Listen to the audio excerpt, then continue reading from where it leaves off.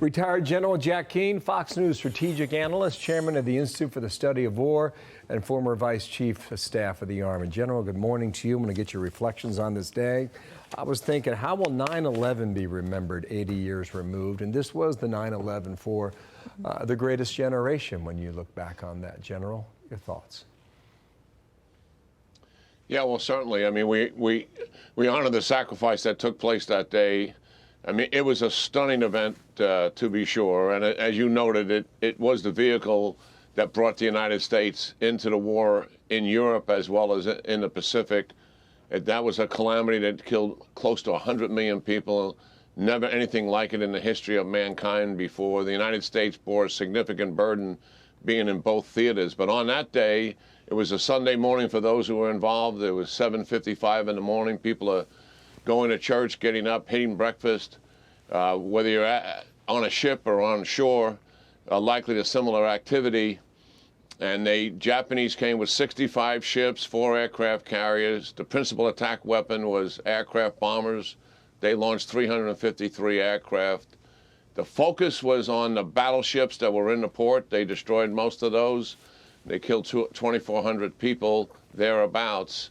And the reason they were doing it is lost sometimes, is for economic control. The United States was their principal oil provider and resource provider, and they no longer wanted that dependency. They were going to go to Southeast Asia, take control of it there. They knew the United States would come for them if they did that. The imperial leadership of the military decided to conduct a surprise attack and deny the United States fleet from being able to interfere with what they were doing. However, they also made a strategic mistake, and that strategic mistake was twofold. One, we had 4 aircraft carriers at sea. They did nothing about them.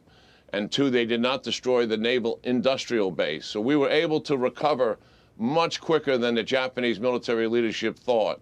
And even one of the most prominent admirals said, you know, we won a tactical victory at Pearl Harbor, but it led the way to us losing the war overall. So yes, it's a day that we'll never forget because of the scale and size of World War II.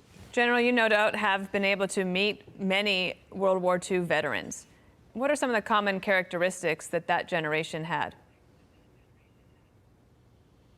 Well, first of all, their humility and the humbleness that they have about their participating in an event that size.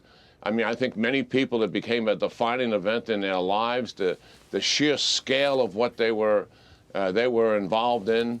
And their appreciation for this country. When you make that kind of a sacrifice and you see the horror that's around you like that and you survive it, I think it's an impetus to go out and live as good a life as you possibly can, to make the most out of it that you can, because the value of human life becomes so pregnant to you when the loss of it is so obvious in terms of what's taking place around us. And that's why we have such regard and reverence for that great generation, the sacrifice that they bore and the burden that they bore.